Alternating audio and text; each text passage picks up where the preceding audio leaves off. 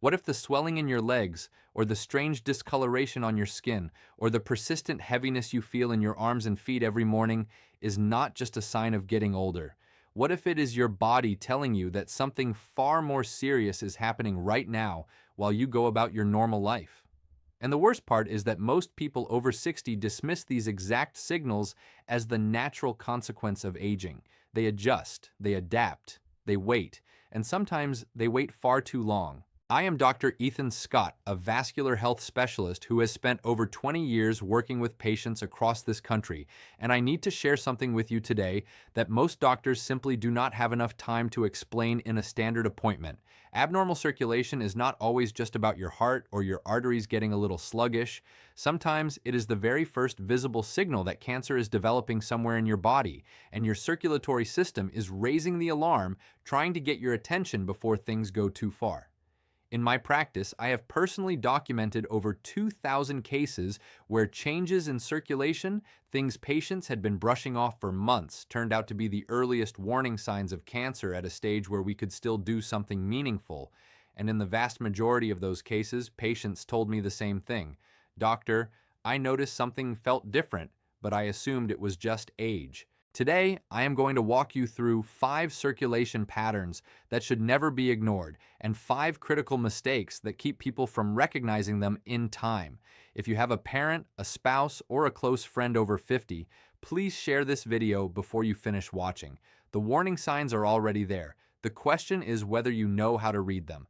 There is a patient I want you to meet, and I am going to call him Robert. Robert was 68 years old when he first came to see me, a retired high school football coach from the suburbs of Columbus, Ohio.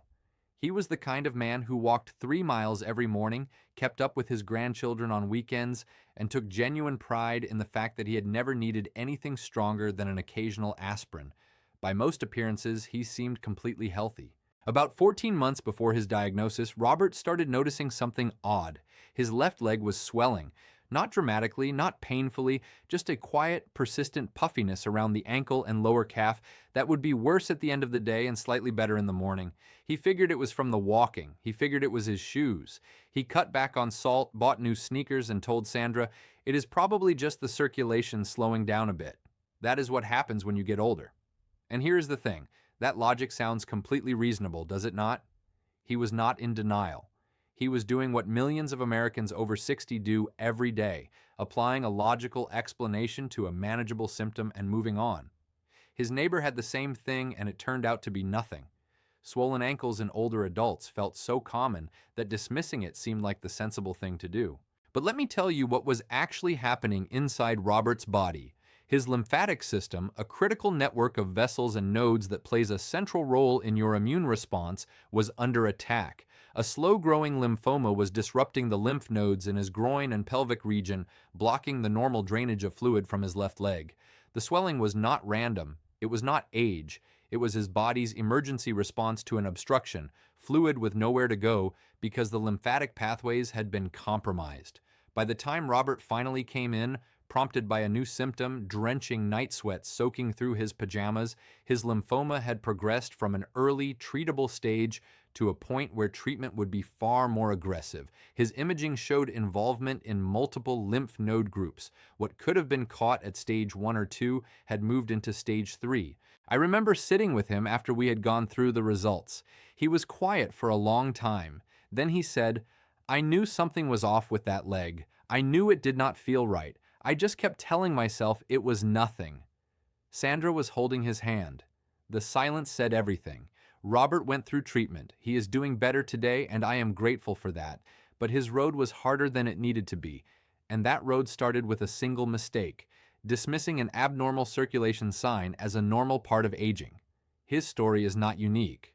I have seen variations of it hundreds of times.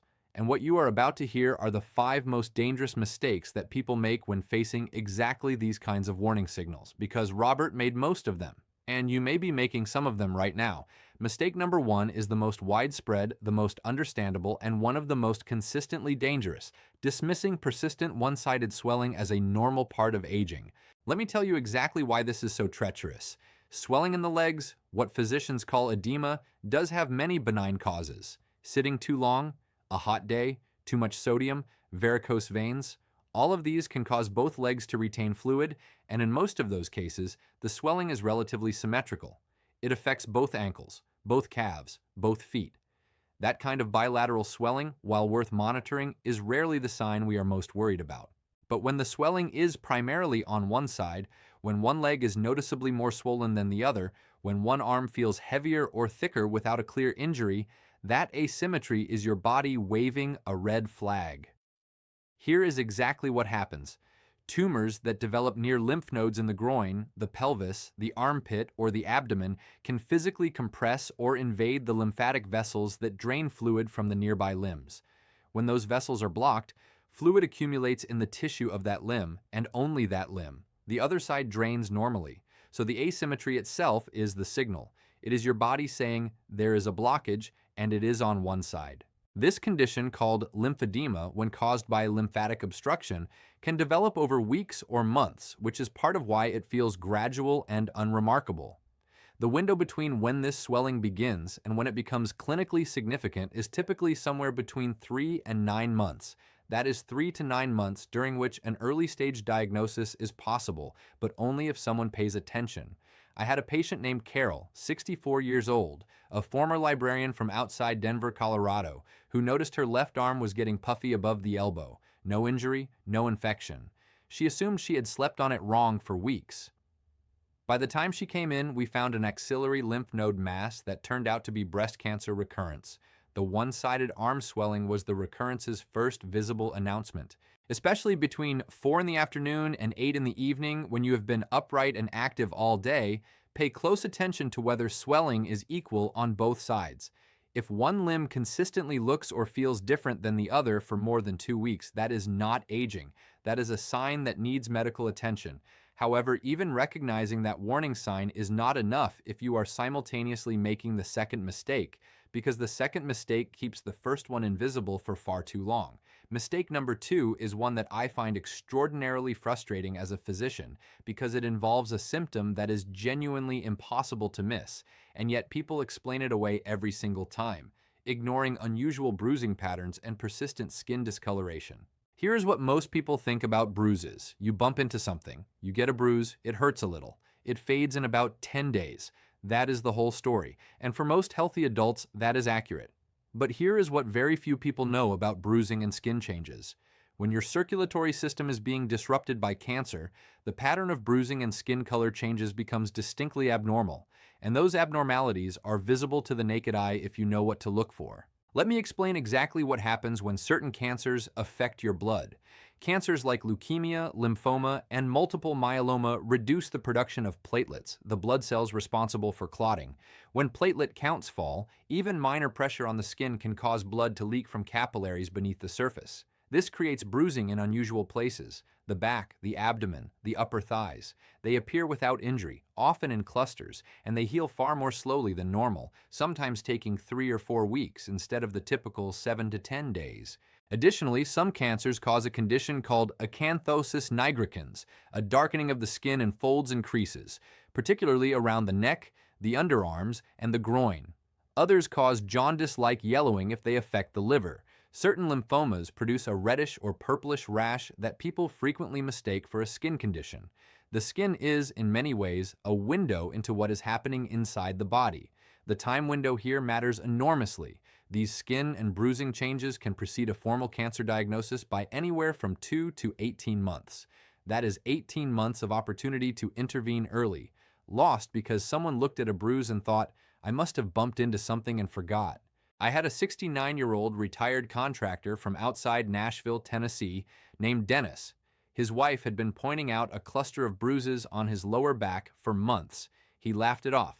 When he finally came in, his blood work told a story those bruises had been trying to tell for nearly a year. His platelet count was critically low, and the diagnosis was chronic lymphocytic leukemia. Every evening after your shower, spend 30 seconds looking at your skin. Look for bruises in places you cannot explain. Look for color changes that are new. If something looks different from how it did 3 months ago, do not explain it away. Write it down. Show your doctor. And yet, Even if you are watching for these two warning signs, there is a third mistake that could be silently undermining everything, because it involves a symptom that happens while you are sleeping and cannot see a thing. Mistake number 3 is, in my professional opinion, the most medically serious of all 5, because it involves symptoms that almost every American over 60 normalizes without a second thought, attributing persistent fatigue, unexpected weight loss, and night sweats to poor sleep or stress. I understand why this happens. By the time you are in your 60s, you have heard 1,000 times that sleep gets worse with age. You have heard that metabolism slows. So when you start waking up drenched in sweat 2 or 3 nights a week, or when the scale shows you have lost 8 or 10 pounds without trying, or when the fatigue you feel is so bone deep that a full night of sleep does not touch it, your brain reaches for the most comfortable explanation: age, stress, or maybe a stomach bug that is taking a while to clear. But here's the clinical truth. Night sweats, unintentional weight loss, and severe fatigue are part of what oncologists call B symptoms. These constitutional symptoms reflect the body's systemic response to cancer. Certain cancers produce inflammatory molecules called cytokines that disrupt temperature regulation, accelerate metabolism, and suppress the energy systems of healthy cells. The result: sweating through your clothes at 2 in the morning, losing weight without trying, and feeling exhausted in a way that no amount of rest fixes. The critical detail is this: these B symptoms, when they appear together, are associated with more aggressive cancer subtypes. They are not just a warning sign. They are a signal that the disease is active enough to affect the entire body. And the window between when these symptoms begin and when the cancer reaches an advanced stage can be as short as 6 months for some types of lymphoma. I treated a 66-year-old woman named Patricia from outside Phoenix, Arizona, who had been waking up soaked in sweat for 6 months and had lost 11 pounds. She told her husband she was going through a late hormonal phase. When she finally came in, her lymphoma was at a stage requiring aggressive treatment. She said, "I have been so tired for so long that I forgot what normal felt like." That sentence has stayed with me for years. If you are waking up drenched in sweat 2 or more nights per week, if you have lost more than 5% of your body weight without trying in the past 6 months, and if your fatigue does not improve with rest, please call your doctor this week. Not eventually. This week. You could fix all of that, but if you are making this next mistake, you may still be giving cancer months of extra runway, because the 4th mistake is about what people do instead of seeing a doctor. Mistake number 4 is one of the most advanced behavioral mistakes I encounter, and it is rooted in something that comes from wanting to take care of yourself. Self-treating circulation symptoms with compression socks, supplements, and dietary changes without ever getting a proper medical evaluation. Now, let me be fair here. Compression socks are helpful for certain conditions. Anti-inflammatory foods genuinely support cardiovascular health. Staying active is one of the best things you can do for your circulation. None of that is wrong in isolation. The mistake is using self-care as a substitute for diagnosis when the underlying cause of your symptoms has not been identified. Let me explain exactly what happens when someone follows this pattern. A person notices leg swelling or unusual bruising. Rather than seeing a doctor, they go online, find that symptoms can relate to poor circulation, and begin compression stockings, magnesium supplements, and daily walks. And here is the insidious part. These often provide partial relief. The compression reduces some swelling. The movement helps a little with fatigue. The person feels like they are handling it, and the urgency of getting evaluated fades. Meanwhile, if a tumor is the underlying cause of the lymphatic obstruction, it continues to grow. Compression does not stop tumor growth. Turmeric does not shrink lymphoma. Magnesium does not restore a depleted platelet count. What self-treatment does in this scenario is mask the alarm without addressing the fire. And every month spent managing symptoms instead of diagnosing their cause is a month the disease has to advance. I have seen this pattern so many times that it genuinely pains me. A 61-year-old retired electrician named Gary spent 8 months managing what he called his bad circulation leg with compression sleeves and fish oil. When swelling made walking difficult, his imaging revealed a large pelvic mass compressing his iliac lymph nodes for the better part of a year. Self-care is valuable, but it must be built on accurate diagnosis. If you have been managing unexplained circulation symptoms for more than 3 weeks without a professional evaluation, please make an appointment. Bring a list of your symptoms, when they started, and what you have tried. Even the most diligent self-care and the most attentive symptom watching will not fully protect you from the fifth and final mistake, which is the most psychologically rooted of all, and in many ways, the most devastating. Mistake number 5 is the one that I find the most heartbreaking to witness, because it is not born of carelessness or ignorance. It is born of fear. And it is this: avoiding medical evaluation because you are afraid of what you might find out. I want you to understand something about the human mind. Fear can express itself as avoidance, not denial, exactly, but a quiet decision not to seek information that might be frightening. You think to yourself, if it were something serious, I would feel worse, or I am not ready for that kind of news, or the most common one, what if they find something and then I spend the rest of my life as a sick person? These thoughts feel protective. They feel rational, but they are genuinely dangerous.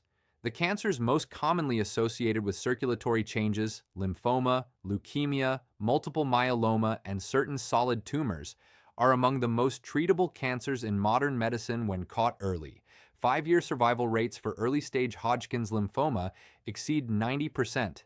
The earlier the diagnosis, the more options exist, and the better the outcomes. The fear of a cancer diagnosis is completely understandable. I have sat with hundreds of patients in the moments after delivering difficult news, and I have never once judged someone for being afraid. Fear is human. But what I have also seen is that the patients who came in early, who caught things at stage 1 or 2 because they acted despite their fear, those patients had better options, smoother treatments, and more years with the people they love. The time window for this mistake is perhaps the most critical of all, because avoidance is an active decision made repeatedly. Every week you put off calling, and those weeks add up. I had a patient named Helen, 63 years old, a retired school teacher from outside Atlanta, Georgia, who noticed circulation changes for nearly a year and kept putting off the appointment. When her husband finally insisted, she told me, "I kept thinking if I do not go find out, it stays a possibility instead of a fact." Her cancer required far more intensive treatment than it would have needed earlier. Knowledge is not the enemy. Ignoring knowledge is the enemy. Going to your doctor and hearing a difficult truth is not the end of your story. It is often the beginning of a chapter where you actually fight back. You could address every single one of the first 4 mistakes and still let this 5th one undo all of it. So let us talk about what you can do, starting right now. Here's the good news, and I want you to hold on to this tightly, because everything I'm about to tell you is actionable, affordable, and starts today. Not one of these 5 mistakes requires surgery to address. Not one requires expensive treatments or radical life changes to correct. What they require is awareness, attention, and a willingness to show up for yourself. I have guided thousands of patients through exactly these changes, and the results are real. First action: start treating one-sided swelling as a medical event, not a lifestyle inconvenience. Beginning today, compare your legs and arms every morning and evening. Place both feet side by side and look. Are both ankles the same size? Does one calf look puffier than the other? Do the same with your arms. This takes under 60 seconds. If you notice a consistent difference of more than 1 centimeter, or if one limb feels noticeably heavier or warmer, document it with a date and a brief note. If the asymmetry persists for more than 2 weeks without a clear injury, call your doctor and request an appointment specifically about this finding. Second action: conduct a monthly skin and bruising check. Once a month, stand in front of a well-lit mirror and do a full-body visual inspection. Look at your back using a second mirror or ask a partner to help. You're looking for 3 things: unexplained bruises, new skin color changes, and any rash or darkening that was not there before. Keep a simple record or take a dated photo of any unusual area. If you find unexplained bruising in multiples or in places inconsistent with your daily activity, contact your doctor within 1 week. Third action: keep a symptom diary for B symptoms starting tonight. Get a small notebook or use a notes app on your phone. Every morning, write 3 things: how you slept, whether you woke sweating, and your energy level on a scale of 1 to 10. Every evening, note your weight if you have a scale. If you see 3 or more nights of significant sweating within 2 weeks, or if your energy stays at 5 or below for more than 3 weeks, or if your weight has dropped more than 5 pounds in 6 weeks without dietary changes, take your diary to your doctor. Concrete records remove guesswork and give your physician objective data. Fourth action: commit to the rule of 3 weeks and 1 appointment. From this day forward, adopt a personal policy. Any unexplained symptom that persists for more than 3 weeks gets a dedicated medical evaluation, not a mention at the end of another appointment. A specific visit where that symptom is the primary topic. Write down the start date, characteristics, and what you have tried. Self-care remains valuable, but it runs in parallel with diagnosis, not instead of it. Tell your doctor clearly, I have been managing this for 3 weeks, and I want to understand what is causing it. Fifth action, make one phone call this week, regardless of how you feel. If you have been putting off a medical checkup because you are afraid of what you might hear, I want to offer you a reframe. You are not calling to receive a diagnosis. You are calling to gather information. Information is power. An early-stage finding is not a death sentence. It is an invitation to fight from a position of strength, with options, with time, and with the full support of modern medicine behind you. Call your primary care physician this week and schedule a checkup that includes a complete blood count, a comprehensive metabolic panel, and a physical examination that specifically addresses any circulatory symptoms you have noticed. Tell them you watched a video about circulation warning signs and you want to be thorough. A good doctor will appreciate the specificity. 7-day protocol to act on what you have learned today. Day 1. Do your first bilateral swelling check morning and evening. Start your symptom diary and write down every circulation change you have noticed in the past 3 months. Days 2 and 3. Do your first full skin and bruising inspection, photograph any areas of concern, and call your doctor's office to schedule an appointment if you have any of the warning signs we discussed. Days 4 and 5. Continue your daily symptom diary, begin your gentle daily movement routine of 20 minutes of walking, and if you have been using compression or supplements without a diagnosis, write down exactly what and why so you can discuss it with your physician. Days 6 and 7. Review your symptom diary for patterns, prepare your list of questions and findings for your doctor's appointment, and identify one person in your life, a spouse, a sibling, a close friend who should watch this video. Keep your diary going beyond 7 days. Consistency turns this from a one-time exercise into a health habit that genuinely protects you over time. Which of these 5 mistakes did you recognize in yourself while watching? Be honest with yourself, because that honesty is the starting point of everything. There is no judgment here. I have seen brilliant, careful, health-conscious people make every single one of these mistakes. These mistakes are not a reflection of your intelligence or your character. They are a reflection of how we are all conditioned to normalize the gradual and explain away the slow. You did the best you could with the information you had, but now you have new information. And with new information comes new responsibility. Knowledge without action is just entertainment. You did not watch this video to be entertained. Do not leave it for tomorrow. Tonight, before you go to sleep, you can do 3 things that could matter enormously. Check your legs and arms for asymmetry. Write the first entry in your symptom diary. And if you have been putting off a doctor's visit, decide right now to make that call tomorrow morning. Share this video with someone you love before you close out of it. You might genuinely spare someone from a journey that did not need to be as hard as it was. Your spouse who has been mentioning that one swollen ankle for months. Your sister who keeps saying she is just tired all the time. Your friend who bruises easily and laughs it off. They need this information too. I am Dr. Ethan Scott, vascular health specialist and educator, and my mission is to give you the kind of information that your doctor wishes they had more time to share. Your body speaks to you every single day. Learn to listen to it. Take good care of yourself, and I will see you in the next video.